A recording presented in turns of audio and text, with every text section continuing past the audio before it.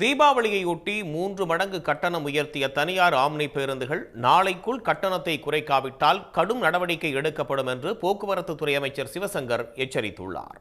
பூஜை விடுமுறையின் போது ஒரு சில ஆம்னி பேருந்துகள் கூடுதல் கட்டணம் வசூலித்ததாக வந்த தகவலின் அடிப்படையில் அவர்கள் மீது நடவடிக்கை எடுக்கப்பட்டிருந்தது.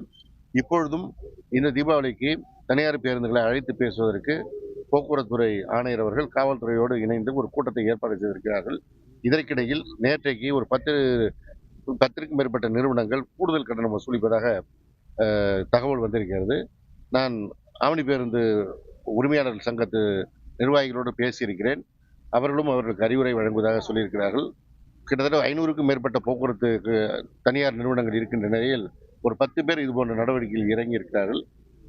நாளைக்குள் அவர்கள் அந்த கட்டணத்தை குறைக்காவிட்டால் அந்த பேருந்துகள் மீது தீபாவளிக்கு முன்பாகவே நடவடிக்கை எடுக்கப்படும் என்பதை இந்த நேரத்தில் தெரிவித்துக் கொள்கிறேன். உடனுக்குடன் செய்திகளை தெரிந்து கொள்ள சன் நியூஸ் பெல் ஐகானை கிளிக் பண்ணுங்க.